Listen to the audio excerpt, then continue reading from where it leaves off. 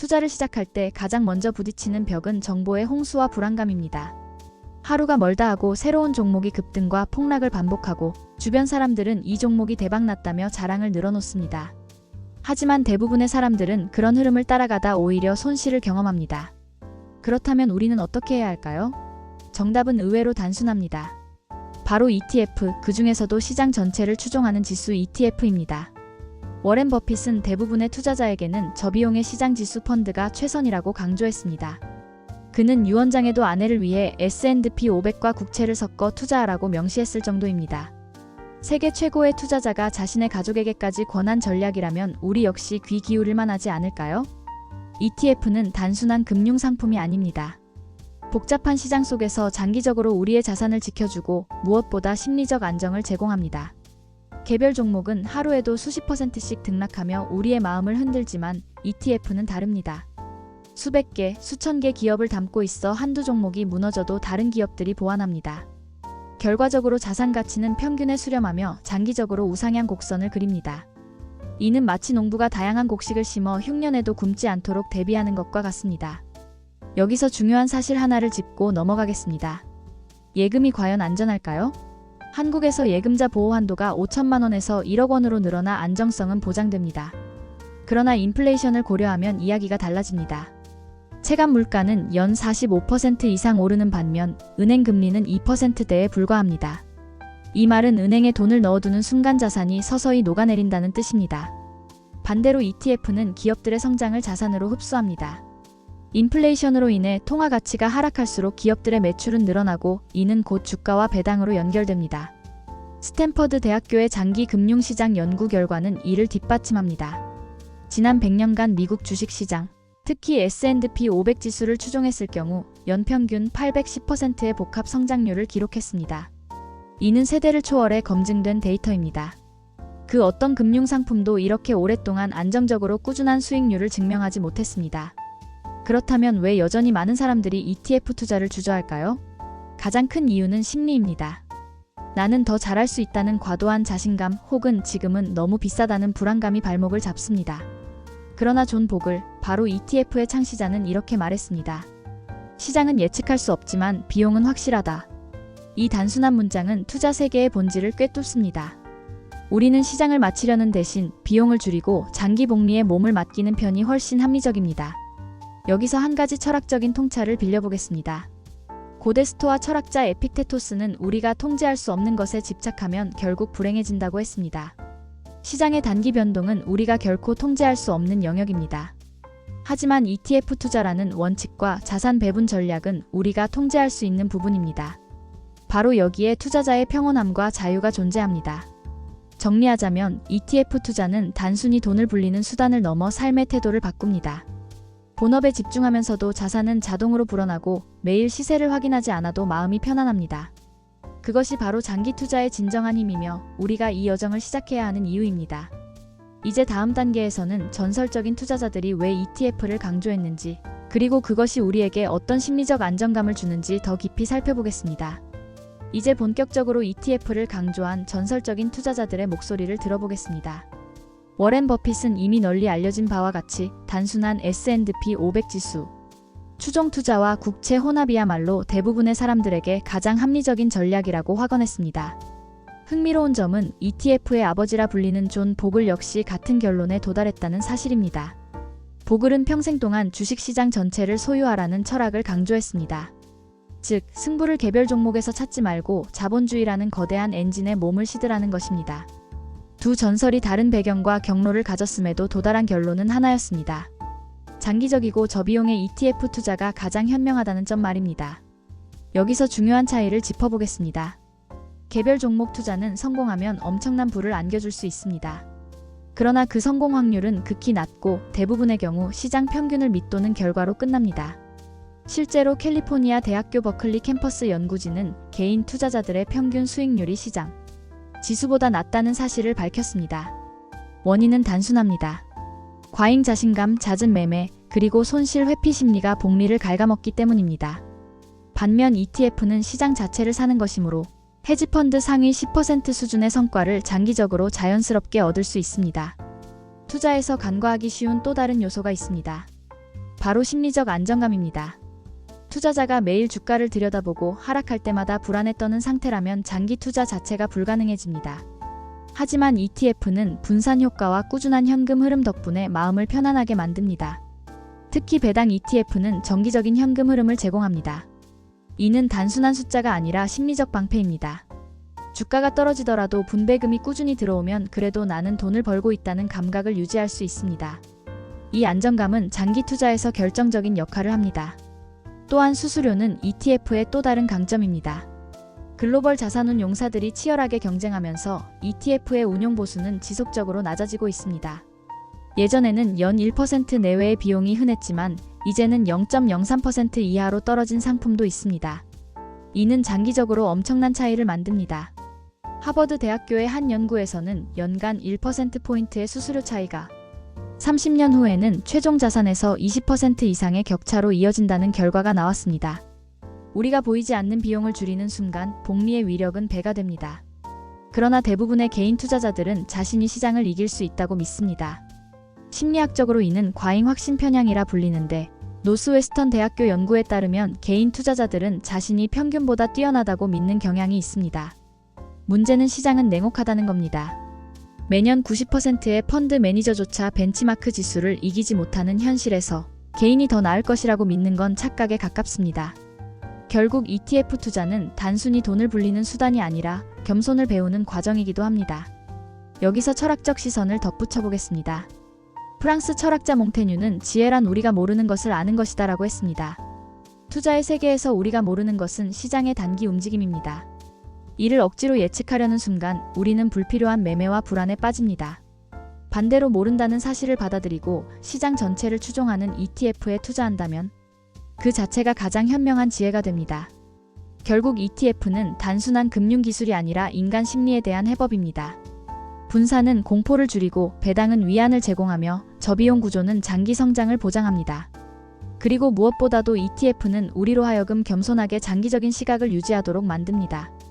이제 다음 단계에서는 ETF의 장기 성과, 그리고 왜 S&P 500이 사실상 무위험 자산으로까지 불리는지를 깊이 살펴보겠습니다. ETF가 장기적으로 강력한 성과를 낸다는 사실은 단순한 경험담이 아니라 100년에 걸친 데이터가 증명합니다. 스탠퍼드 대학교 금융학과에서 발표한 연구에 따르면 S&P 500은 지난 한 세기 동안 연평균 810%의 복합 성장률을 보여주었습니다. 이는 어떤 단기 금융상품도 따라오지 못한 기록입니다. 중요한 점은 이 성과가 꾸준히 우상향한다는 것입니다. 중간에 대공황, 석유 파동, 닷컴 버블, 금융위기와 같은 위기가 있었습니다. 그러나 시간이 지나면 결국 새로운 고점을 찍으며 평균 수익률로 수렴했습니다. 이는 자본주의라는 시스템 자체가 장기적으로 성장한다는 명백한 증거입니다. 그렇다면 S&P 500은 왜 사실상 무위험 자산이라는 표현까지 붙을까요? 우선 구성 기업들을 보면 답이 나옵니다. 애플, 마이크로소프트, 구글, 엔비디아 같은 글로벌 리더들은 이미 미국보다 해외 매출 비중이 더 큽니다. 즉, S&P 500은 사실상 세계 경제 전체의 축소판입니다. 만약 S&P 500이 무너진다면 그것은 미국만의 위기가 아니라 전 세계 자본주의 자체가 무너지는 상황일 것입니다. 블룸버그와 월스트리트 저널이 S&P 500을 가장 가까운 무위험 자산이라고 부르는 이유가 여기에 있습니다. 물론 이런 지표에도 불구하고 늘 등장하는 비판이 있습니다. 지금은 너무 비싸다, 고평가다라는 주장이지요. 실제로 S&P 500의 PER이 과거 평균보다 높을 때 이런 우려는 커집니다. 그러나 장기 투자자의 시선은 다릅니다.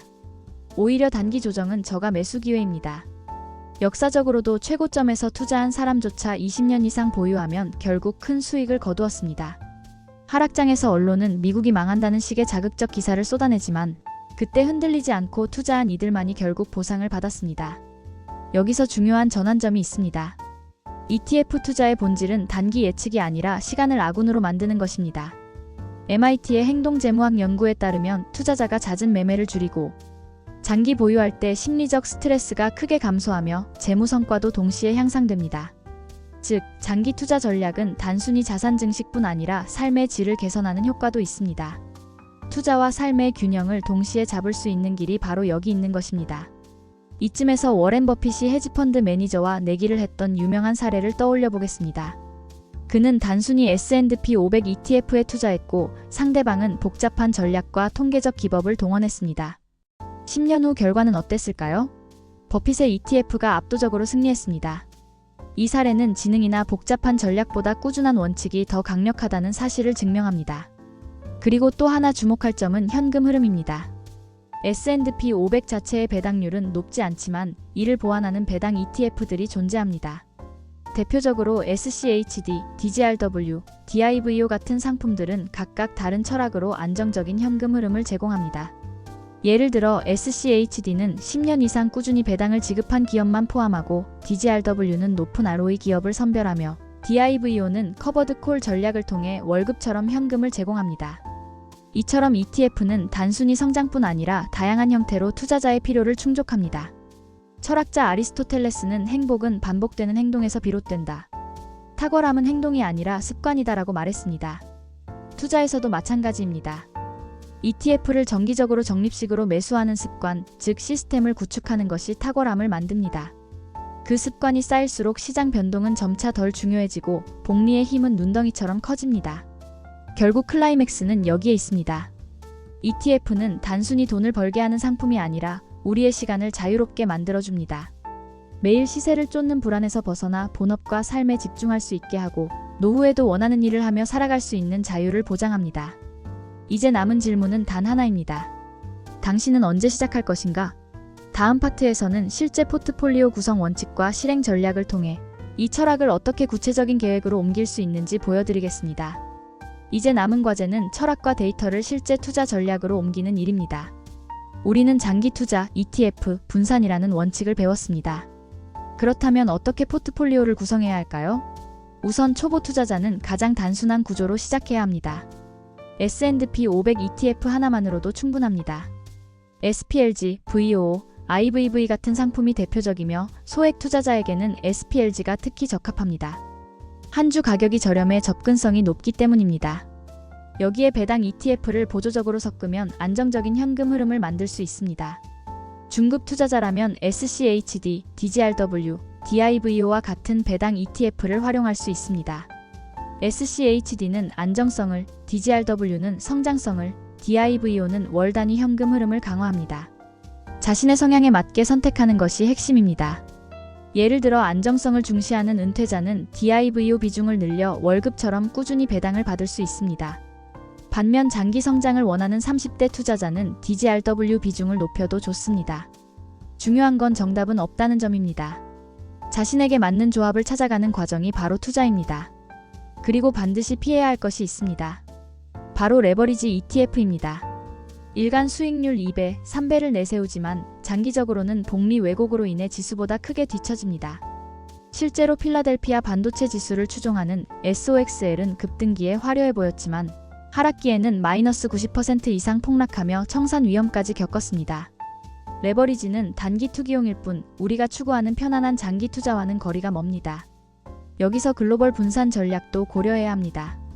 한국 투자자는 원화 자산에 집중되어 있기 때문에 환율과 경제 구조에 취약합니다. 따라서 S&P 500을 기본으로 하되 금 ETF, 채권 ETF, 다른 지역 지수 ETF를 일부 포함하는 것이 좋습니다. 레이 달리오는 포트폴리오의 89%는 금으로 보유하라고 조언했습니다. 이는 통화가치 하락과 달러 패권의 변화를 대비하기 위한 전략입니다. 실제로 중국, 러시아 등도 국가 차원에서 금을 꾸준히 축적하고 있습니다. 개인 투자자 역시 ETF를 통해 효율적으로 금을 편입할 수 있습니다. 또한 절세 계좌 활용도 빼놓을 수 없습니다. ISA나 IRP 같은 정부 지원 계좌에 ETF를 담으면 세금을 크게 절약할 수 있습니다. 세금은 복리의 가장 큰 적이기 때문에 제도가 허용하는 범위에서 절세 전략을 적극적으로 써야 합니다. 국내에 상장된 미국 S&P 500 ETF를 이용하면 절세 계좌 안에서도 글로벌 투자가 가능합니다. 단순히 수익률만이 아니라 세후 결과까지 고려하는 것이 진정한 장기 투자자의 자세입니다. 결국 중요한 것은 실행입니다. 투자에 대해 아무리 공부해도 실제 매수를 시작하지 않으면 아무 일도 일어나지 않습니다. 하루 1만 원으로도 ETF 한 주를 살 수 있습니다. 오늘 외식 한 번을 줄이고 SPLG 한 주를 매수하는 것, 그것이 바로 당신의 첫걸음입니다. 철학자 키케로는 행동하지 않는 지식은 무의미하다고 했습니다. ETF 투자도 마찬가지입니다. 이제 마지막으로 핵심을 정리하겠습니다. 첫째, ETF는 장기적으로 검증된 최고의 투자 수단입니다. 둘째, 워렌 버핏과 존 보글 같은 전설이 강조했듯이 단순한 S&P 500 ETF와 채권, 배당, ETF의 조합이야말로 가장 합리적이고 심리적으로도 편안한 전략입니다. 셋째, 레버리지와 과도한 테마 투기를 경계하고 본업에 집중하면서도 자산을 불리는 시스템을 구축해야 합니다. 넷째, 절세 계좌와 글로벌 분산을 통해 장기 복리의 효과를 극대화해야 합니다. 이 모든 과정을 통해 우리는 돈뿐 아니라 삶의 태도도 바꿀 수 있습니다. 매일 시세창을 확인하던 불안한 습관은 사라지고 본업과 가족, 취미에 더 집중할 수 있습니다. 투자에서 해방된 삶, 그리고 매달 들어오는 현금 흐름이 주는 자유. 그것이 ETF 장기 투자가 선물하는 진정한 재정적 자유입니다. 지금 이 순간 당신에게 남은 질문은 단 하나입니다. 나는 언제 첫 주식을 살 것인가? 더 이상 지체할 이유는 없습니다. 시장은 늘 불안정하고 소음은 끊이지 않지만 원칙은 변하지 않습니다. 오늘이 바로 당신이 미래의 자유를 사는 첫날입니다. 지금 단 한 주라도 ETF를 매수해 보십시오. 작은 선택이 수십 년 후 놀라운 차이를 만들어낼 것입니다. 구독과 좋아요로 함께 성장합시다. 감사합니다.